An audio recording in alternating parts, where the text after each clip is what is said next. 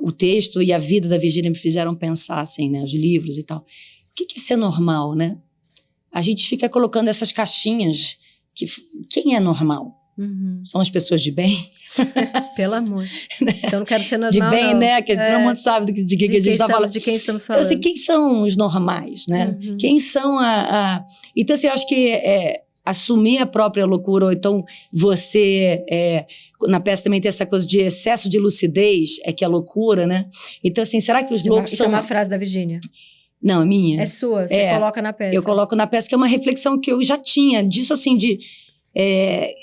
por que a pessoa que tem uma hipersensibilidade, uma hiperreflexão, um entendimento tão claro dessa loucura que é estar aqui sem sentido, né?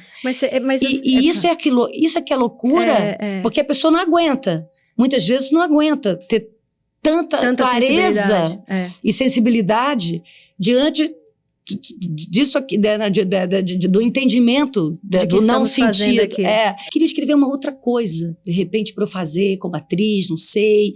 Eu queria fluxo de consciência no tempo, porque eu queria aquela ideia, sabe aquela ideia da física quântica que tudo tá aqui, tudo tá lá. Exatamente.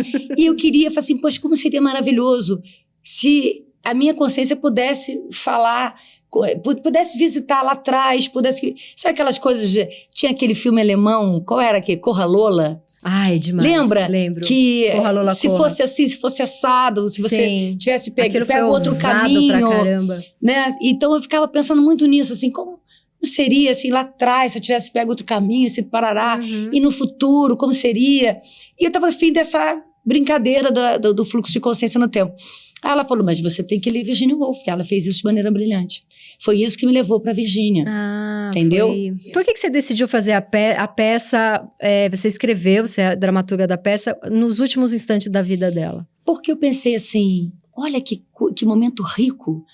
Ela que tentou se matar algumas vezes, que está embaixo de um rio, por vontade própria, já naquela vertigem de quase nenhuma oxigenação, ela se deu conta que ela conseguiu. Que ela realmente vai morrer.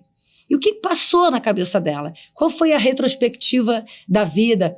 Se tem arrependimento, se tem saudade, se tem alívio, o que passou?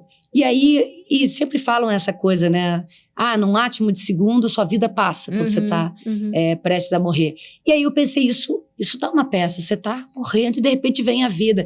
E aí o que eu pensei? Que seria interessante fazer um paralelo da estrutura, da inovação da estrutura dela literária, que é essa troca de fluxo de consciência sem aviso, com as vozes na cabeça dela que fizeram com que ela se matasse. Até porque ela tem isso no livro, Então, ela troca de narrador sem aviso.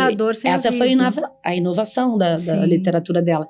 E como ela morreu porque não aguentava mais parar de ouvir vozes que não deixavam lá ler e escrever, eu falei, então esses fluxos de consciência que estão sem parar na cabeça dela, são as vozes da vida dela, do pai, da mãe, dos irmãos, do marido, da amante, dos personagens. Eles vão contar a vida dela junto com ela. Qual?